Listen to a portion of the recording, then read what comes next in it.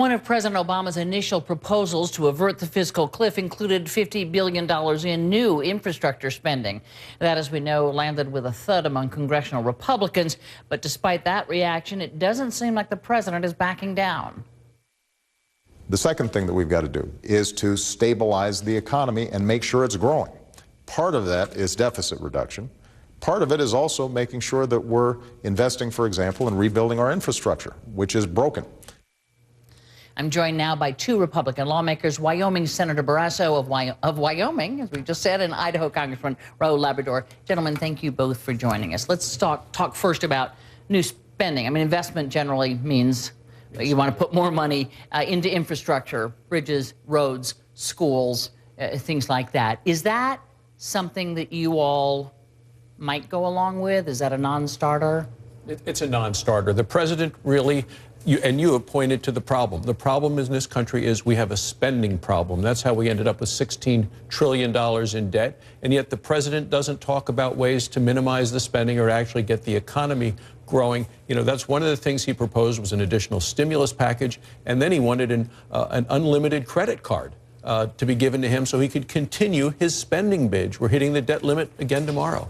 And what the president is saying and has said all along, and a number of Democrats, Treasury Secretary Geithner says, wait a minute, we did $1 trillion in cuts the last time around with the debt ceiling. The president says he offered Speaker Boehner of the House an additional $1 trillion so that it would be 2 to 1 in savings to tax hikes. What's wrong with that? It's not $1 trillion in cuts. He talked about this morning on Meet the Press that he wanted to do away with the sequester by raising taxes on people. So let me just define the sequester, which is basically spending cuts that were also part of this fiscal cliff. So he's taking credit for the spending cuts in the sequester, in the Budget Control Act, but now he wants to do away with them, and then he wants to do more infrastructure spending, and he wants to do all these different things. Plus, he wants to pay $1.6 trillion in additional revenues, and just a couple of days ago, he decided that he was going to start paying federal employees more. He did away with the freeze on federal employees' salaries, so he wants to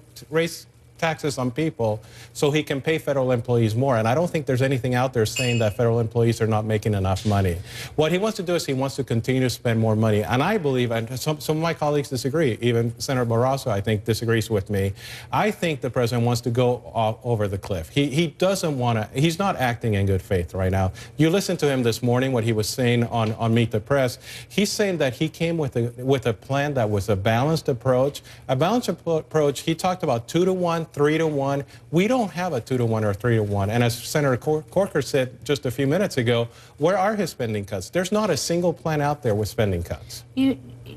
I understand the politics of this town fairly well, but and you're not the first to suggest that the president wants to go over the cliff, but there are a lot of people saying so do Republicans, because Republicans would a lot rather vote for restoring tax cuts to people than getting rid of them for some people. So, I mean, two can play this game, and in the end, the problem is nobody's gotten the job done. Well, Patty Murray, who chaired the Democratic Senatorial Campaign Committee, has advocated going over the cliff so that taxes would go up, more tax revenue would come in for more programs, that they'd have all these military cuts that the Democrats have supported, and they could claim they'd have an opportunity to blame Republicans. But the president, the night that he was reelected, said, I don't want our children to live in a country where they are burdened with debt.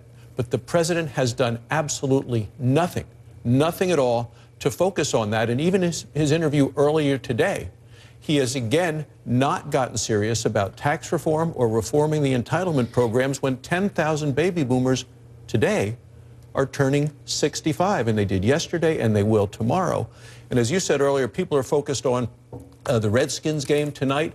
Every week there are enough people turning 65 to fill that entire football stadium, and we need to grow the economy to make sure that we can keep that safety net for those people. Here's the thing. You're not going to do tax reform in the next 48 hours. You're not going to do entitlement reform in the next 48 hours. You all had a year or 2 years, however long. It's not going to happen. So right now we're staring down and looking at everyone's taxes going up. Is that going to happen, or do you think the House and the Senate, with Republicans going along, will vote for something that would raise taxes on in the upper brackets, but maintain them for middle-class Americans? I think something's going to happen. I don't know if it's going to happen in the next 48 hours, but whatever happens, whether it happens the first month we're in Congress, whether it happens in the next 48 hours, I think the majority of Americans are going to be safe from a tax increase. But the reality is that we need presidential leadership. We've had 2 years to deal with this mess. He has not led at all. He's had 4 years in the White House. He's going to have an additional 4 years in the White House. He needs to do what Bill Clinton did. He needs to do what President Reagan did. President Reagan was willing to sit down with the Democratic Speaker of the House and work on real common sense solutions. He sat down with Speaker Boehner, did he he sat not? down once in the last 2 months. Since his election. But wasn't the problem that Speaker Boehner couldn't get his House Republicans to go along even with his Plan B? You keep saying that, but look at Plan B. Plan B was a plan that was advocated by Nancy Pelosi, was advocated by Chuck Schumer just less than 2 years ago. They said that what we should do is raise taxes on people that make $1 million or above. There were only 50 House Republicans who said they were not going to vote for Plan B. You couldn't even get 50 House Democrats to vote for something like that, to send something to the Senate, and then the Senate could maybe raise taxes on people that make less than that. So don't blame the Republicans when it's the Democrats that are unwilling to work on anything. When the president said that he wanted to look at change CPI, it was the Democrats who said that's a non-starter. Changing the way Social Security payments are attached to the cost of living. The Democrats in the Senate are very divided on what that tax rate should be, as well as on taxes on small business, as well as the death tax. They are very divided on these issues. State tax, yeah. So let me have you just answer that question, Shirley, because I have another subject I want to bring up. But do you think there will be a deal and that most taxes will not go up? No, we're not there yet, but I'm sure hoping that in a bipartisan way we can get something done before New Year's Day. Okay. I wanted to play you something else, particularly because you were an immigration lawyer before you came. It continues to be something that you're interested in. And the president was talking about priorities for this year, and here's what he had to say. I've said that fixing our broken immigration system is a top priority. I will introduce legislation in the first year to get that done. I think we have talked about it long enough. We know how we can fix it. We can do it in a comprehensive way that the American people support. That's something we should get done. Sounds like it could be a done deal. Talked enough about it. What do you think? I think he has talked enough about it, hasn't done enough about it. If you look, that was the first promise he made to the Hispanic community, that he was going to work on immigration reform. Did nothing his first 4 years. I want to work with the president on immigration reform. We have a broken system, like you said. I actually practiced immigration law for 15 years. It's a broken system. It's a system that you can't get employees to actually work within the system. We have too many people that are here illegally. I think we can get something done. The question is going to be whether Democrats want to play politics with it or whether they want to actually solve the problem. If you remember, in 2007, when Barack Obama was in the Senate, he voted for poison pill amendments in the Senate that actually killed any kind of immigration reform, where the senators were not able to get anything done because the Republicans walked away once the pro-labor union amendments passed in the Senate. And those amendments passed 48 to 47, and Barack Obama was the deciding vote. Senator, let me get you in on this. Do you sense a will in the Senate to get something done on immigration reform?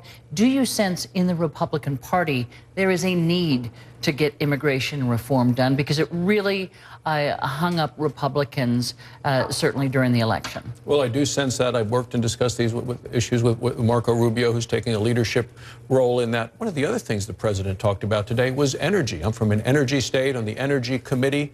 And yet his actions are very different than his words in that interview. He continues to block the Keystone XL pipeline, which would help us in terms of energy security and bringing more jobs to America. So his words are very different than his actions, and we see it again on energy with his policies. So, Senator Barrasso, thank you so much for being here. Congressman Labrador, both of you come back. I appreciate it. Thanks.